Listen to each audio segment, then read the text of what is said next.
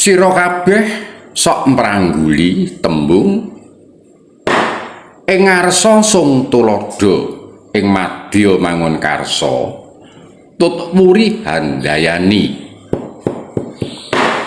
Tembung iki tembung Tritunggal. Tri tegese telu, tunggal kuwi nyawiji.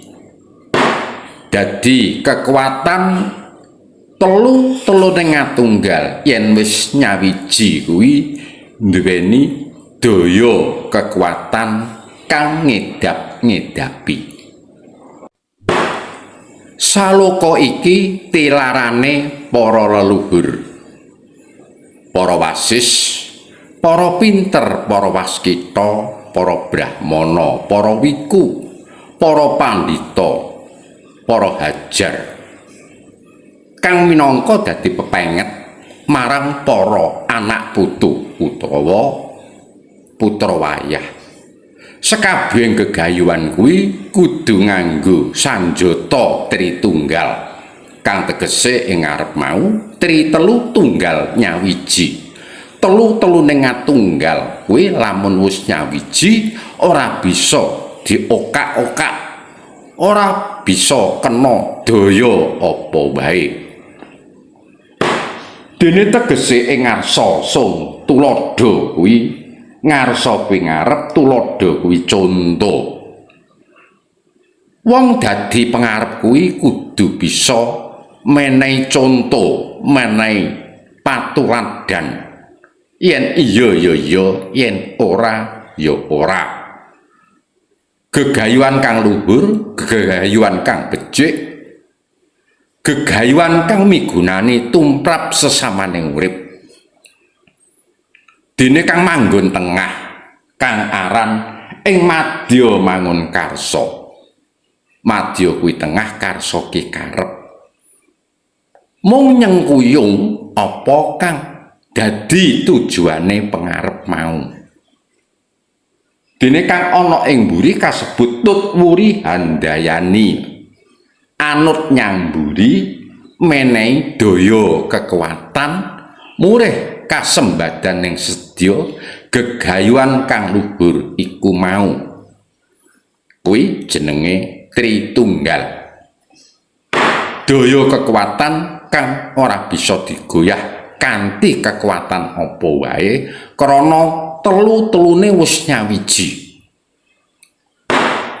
Nanging yen dicakake ing jaman iki tak kira kuwi wis ora lumaku sebab lumrahe lan umume kang dadi pengarep iki mau ora duwe pawitan memayu hayuning sasama, memayu hayuning urip. Nggone nyangarep iku mau mung karana tinebus marang ajining bondo lawan arta. Sapa sing duwe bondo lan duweni arta ing kono bisa mapan nyangarep dadi pengarep. Mula ramukal lamun nggone dadi pengarep iku mau ora bisa aweh tuladha, ora bisa aweh conto, dasare ora duweni ilmu kang kudu mapan nyangarep.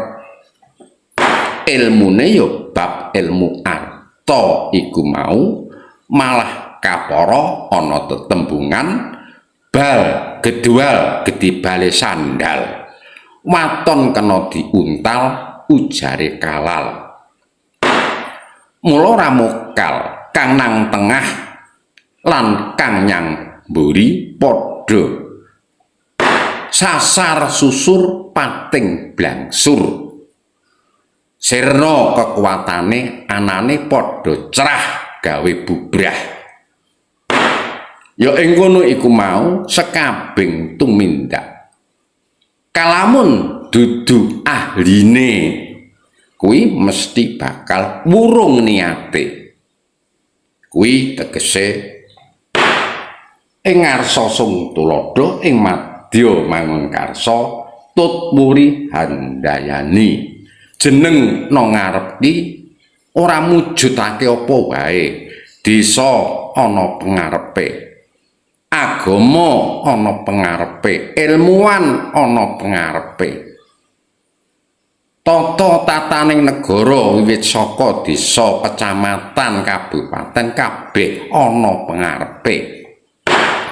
Nanging yen pengarepe kang manggon ngarep iku mau ora iso kanggo conto, ya mung kari nunggu marang remuke.